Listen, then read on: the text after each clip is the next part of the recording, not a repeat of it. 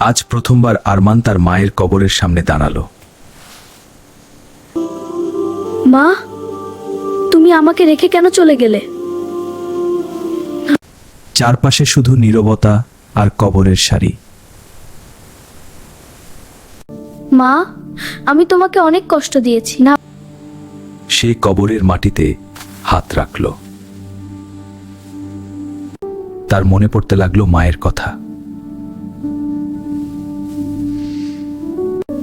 বাবা, নামাজ পড়তে ভুলিস না। কিন্তু আরমান তখন এসব কথা শুনতো না। মা, যদি আরেকবার সুযোগ পেতাম।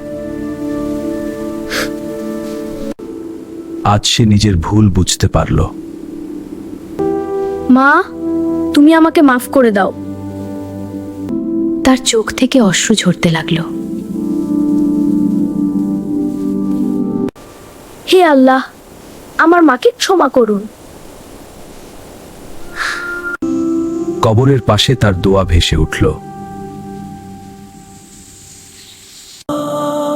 দূরে মাগরিবের আজান শোনা গেল।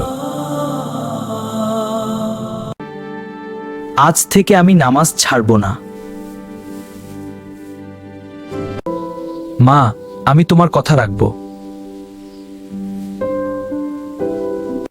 সে মায়ের জন্য দোয়া করতে লাগলো। আল্লাহ আমার মায়ের আত্মাকে শান্তি দিন এবং তাকে জান্নাত দিন। মায়ের কবরের পাশে তার কান্না থামছিল না। মা বেঁচে থাকতে তার মূল্য বুঝুন।